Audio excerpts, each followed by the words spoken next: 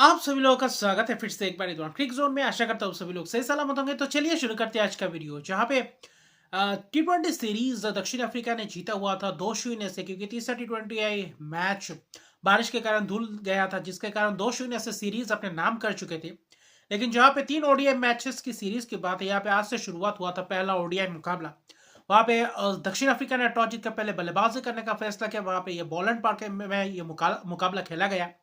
लेकिन पाकिस्तान ने जो गेंदबाजी की, खासतौर पे पावर प्ले में, जहाँ पे स्पिनर्स आए, वहां पे कहीं ना कहीं वापसी करना शुरू की। और पिच इतना, पहले शुरुआती क्षण में जो नसीम शाह और शाहिन शाह अफरीदी गेंदबाजी कर रहे थे, अच्छी खासी तो गेंदबाजी कर रहे थे, लेकिन वहां पे ड्राइव स्पूल अच्छी खासी कट देखने को मिल रहे थे, वो टोनी डे जोर्जी और रयान रिकल्टन के बीच। पावर प्ले को अच्छी खासी से यूटिलाइज किया दक्षिण अफ्रीकी बल्लेबाज, सलामी बल्लेबाजों ने, जहां पे 10 ओवर में 70 रन बना दिए थे। जो पावर प्ले के हिसाब से देखे तो ओडीआई के हिसाब से बहुत सारे रन जोड़ दिए थे। ऐसा लग रहा था कि एक बड़े स्कोर की तरफ अग्रसर हो सकते हैं, जिस चीज की अगर खासतौर पे देखे तो बुनियाद रख दी थी। लेकिन कहीं ना कहीं वहां पे जो सलमान अली अगा को लाया 8वें ओवर से, वहां से कहीं ना कहीं थोड़ा बहुत हल्का कुछ गेंद टर्न होते हुए दिखाई दिए, कुछ गेंद पर के सीधा गिरा, और वहां पे कुछ खिलाड़ी टर्न के लिए खेले और वहां पे फंसते हुए दिखाई दिए। पहला जो विकेट गिरा था, सलमान अली अगार ने टोनी डे जोर्जी को राउंड द विकेट से गेंदबाजी किया था, और वहां पे अच्छी खासी फंस गए थे, और वहां पे तेजी से वो कहीं ना कहीं गेंद डाला था, वहां पे लाइन को मिस कर गया, वहां पे एलबीडब्ल्यू के शिकार हो गए। 33 रन की पारी के लिए अच्छी खासी शुरुआत मिल चुके थे, 25 गेंदों में अच्छी शॉट्स लगा रहे थे। फिर वहां पे रॉयन रिकल्टन को अगले ओवर में देखे तो सलमान अली आगा ने ही चलता किया, जिसमें से 36 रन बनाए, बोल्ड हो गए, प्लेड ऑन हो गए। फिर देखे तो अगले एक और ओवर में वहां पे एक ही ओवर में 2 विकेट्स चटका, जहां पे वरासी वेंडरडसन और टेस्टन स्टब्ब से लगभग एक ही आउटसाइड ऑफ स्टंप के बाहर गेंद टप्पा पड़ा, और वहां पे अंदर आती हुई गेंद वहां पे सीधा निकला, और ज्यादा टर्न के लिए खेले, उससे पहले एक आध टर्न करवाया था सलमान अली खान ने, वहां जा 4 विकेट चटकाए थे। 70 पे पहला विकेट गिरा, 88 के अंदर 4 विकेट, और वही 17-18 के अंदर जो 4 विकेट्स आए, वहां पे कहीं ना कहीं खलबले मचा दी थी दक्षिण अफ्रीका के खेमे में। क्योंकि दूसरी तरफ देखें तो कप्तान माकरम और क्लासन के ऊपर दारोमदार था कि यहाँ से कोई एक अच्छी खासी पार्टनरशिप लगाए, जिसके तहत जो एक अच्छा खासा टोटल तक पहुंच पाए। वरना वहां पे अगर एक आध विकेट गिर जाता तो दक्षिण अफ्रीका का ये बल्लेबाजी क्रम कहीं ना कहीं पूरी तरीके से डेह डेह जाता। और वहां पे दूसरी तरफ देखें तो पाकिस्तान की जो गेंदबाजी अटैक थी, अच्छी खासी गेंदबाजी दिखा, खासतौर पे स्पिनर सलमान अली आगा ने जो कारनामा करके दिखाया, लगातार उनसे गेंदबाजी करवाए। बीच में हारिस रऊफ अच्छा, हालांकि देखें तो T20 सीरीज में ही और यही ओडीआई की शुरुआती बात करें तो जो स्पेल था, कुछ खास स्पेल नहीं था, कुछ खास वो लाइन लेंथ को पकड़ नहीं पा रहे थे। वहां पे अच्छी खासी रन से बटोर रहे थे बल्लेबाज, जिसमें से दाद देना पड़ेगा क्लासन और माकरम भी अच्छी खासी जम चुके थे।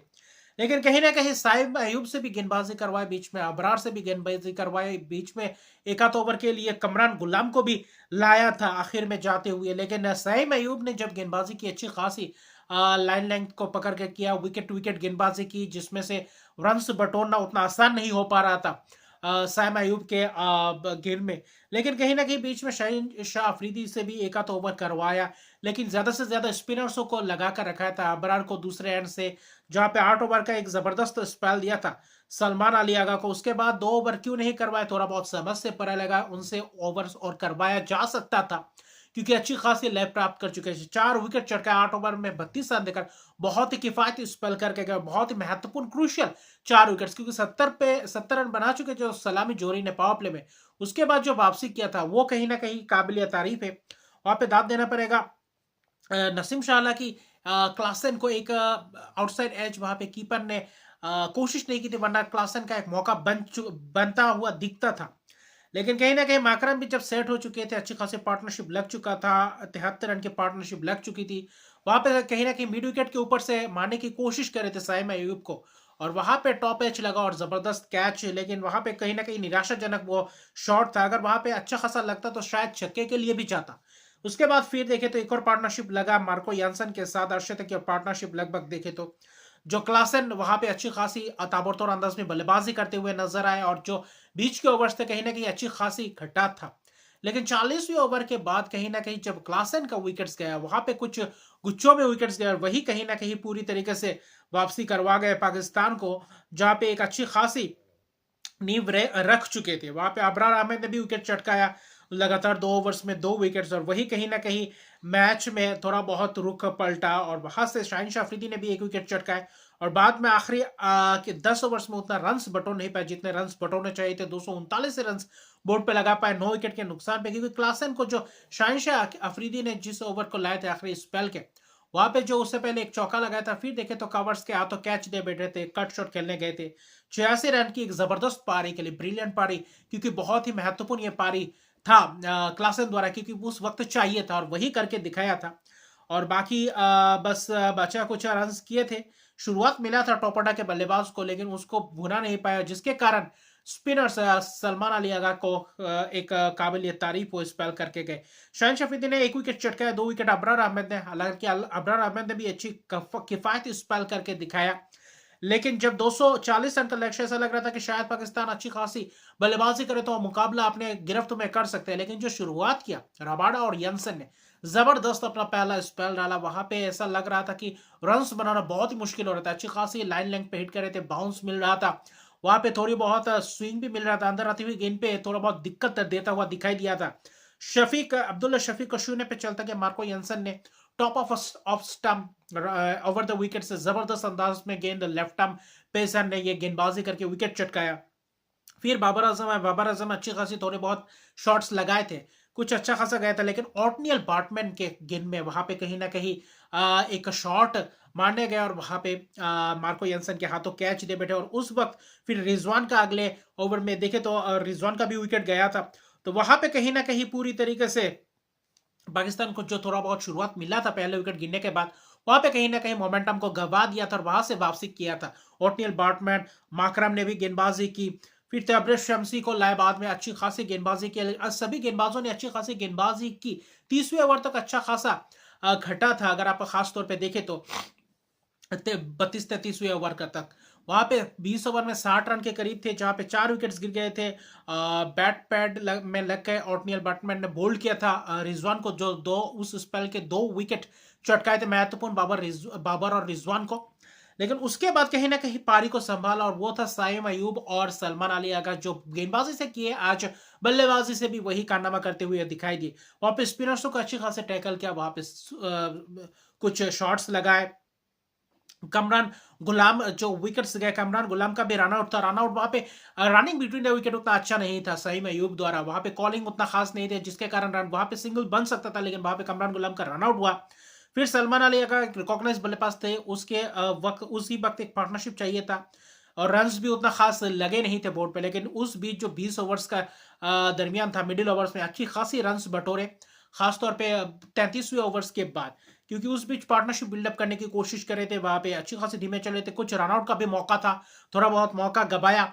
वहां पे कहीं ना कहीं जबरदस्त बल्लेबाजी तो किए थे, लेकिन रनिंग बिटवीन विकेट उतना अच्छा नहीं था। लेकिन आखिर में जाते जाते वो 35 ओवर ऑटनियर बैट्समैन वहां पे छक्के चौकों की बौछार कर दिए थे सलमान अली अगा ने, और वहां से कहीं ना कहीं मोमेंटम को लेकर गए। और वहां पे उस ओवर में 22 रन, फिर रबाडा के ओवर में 40वें ओवर में 15 रन आए, और उस बीच जो 7-8 रन 10-12 रन करके आए थे, वहां पे कहीं ना कहीं मोमेंटम को लेकर गए। और आखिरी 10 ओवर में 48 रन चाहिए, तो जहां पे साइम अयूब ने छक्का लगाकर रबाडा के ओवर में शतक पारी खेला। और फिर देखे तो जब 40वें ओवर के बाद रबाडा ने आकर जबरदस्त वापसी की अपने स्पेल में, जहां पे 42वें ओवर और 44 उसी ओवर में खासतौर पे 2 विकेट चटकाया अपने 9वां ओवर स्पेल का, जहां पे साइम अयूब को चलता है कि शॉर्ट ऑफ लेंथ डिलीवरी, वहां पे 109 रन की पारी के लिए अपना दूसरा शतक, वो भी दोनों ही शतक ओवरसीज कंडीशंस में आए। 3 छक्के भी लगाए थे और जबरदस्त शॉट्स लगाए थे, कट शॉट, पुल शॉट, जबरदस्त अंदाज में पिकअप शॉट्स भी लगाए थे, और शॉर्ट ऑफ लेंथ को अच्छी खासी डिपॉजिट कर रहे थे बाउंड्रीज की तरफ। वहां पे सलमान अली आगा ने भी अच्छी खासी कोशिश की थी, लेकिन वह जब इरफान खान को चलता किया, और वही कहीं ना कहीं इरफान खान वहां पे आउट हो गए थे, कॉटन बॉल अक्रॉस खेलने गए थे, और लगातार 2 विकेट गिरने के बाद वहां पे फिर से वही दक्षिण अफ्रीका ने वापसी की। फिर वहां पे सलमान अली आगा अकेले रह गए, शाहिन अफरीदी शामसी भी गेंदबाजी करे थे, अच्छे खासे स्पेल किए थे, वहां पे शाहिन शाह अफरीदी को चलता किया। फिर मार्को यंसन ने भी एक आध ओवर जबरदस्त किए। बाद में देखे तो आखिरी 4 ओवर में करीबन करीबन वही 20-25 रन 26 रन के करीब चाहिए थे। उस ओवर में आए 47वें ओवर में आए शमसी ने के वहाँ पे एक छक्का लगा था जिसके कारण 11 रन आए और वहाँ उस ओवर ने कहीं न कहीं थोड़ा और बहुत पास लाया। 3 ओवर में चाहिए था 14 रन के करीब, फिर वही शॉट्स कुछ उतने लगाए नहीं, सिंगल्स डबल्स करके खेले और वहाँ सूझबूझ भरी पारी और आखिर में जाकर चौका लगाकर सलमान अली आगा ने चलता कर सलमान अली आगा का अगर विकेट मिल जाता दक्षिण अफ्रीका को तो शायद इस मुकाबले में दक्षिण अफ्रीका का नाम कर सकती थी ये जीत। और लेकिन वहां पे सलमान अली आगा ने 82 रन की जबरदस्त पारी, 2 छक्के लगाए थे और अहम पारी खेली जो 4 विकेट चटकाए। उसके साथ साथ 82 रन की एक जबरदस्त पारी, जहां पे पार्टनरशिप्स की बात करें तो सही मयूर के साथ जो योगदान किया था, जहां पे 141 रन की एक बहुत ही बड़ा पार्टनरशिप और आखिर में नसीम शाह के साथ जो 33 रन की पार्टनरशिप जो मैच जिता कर ले गए, वरना बहुत ही मुश्किल से बन गया था आखिर में जाते जाते। हालांकि 2 विकेट ओटनियल बैट्समैन ने चटकाया लेकिन 2 महत्वपूर्ण विकेट कगिस और अबाडा का स्पेल बहुत ही जबरदस्त चला। बाकी गेंदबाजों ने भी अच्छी खासी की, तेब्रिज शमसी ने भी अच्छी खासी की थी, लेकिन कुछ मिस फील्डिंग और वहां पे आखिरी के 1-2 ओवर में जो थोड़ा बहुत रन्स गए तो वहां पे कहीं ना कहीं मैच जीत गए, वरना यह मैच फंस सा गया था पाकिस्तान के लिए और अच्छी खासी बल्लेबाजी करना पड़ेगा आगे आने वाले समय में पाकिस्तान को इस सीरीज को अपने नाम करना है। अभी 1-0 की लीड ले चुके हैं और इसी के साथ 3 विकेट की एक जबरदस्त जीत, आखिरी ओवर तक मैच गया, 3 गेंदें बाकी थी, 240 रन चेस कर गए। तो जबरदस्त ये मैच जीत जहां पे एक अच्छी खासी शुरुआत करें इस ओडीआई सीरीज की। तो अभी के लिए इतना है, अगर अभी तक मेरे चैनल को सब्सक्राइब नहीं किया तो मेरे चैनल को सब्सक्राइब कर दीजिए, लाइक शेयर कमेंट जरूर कीजिए। तब तक के लिए गुड बाय।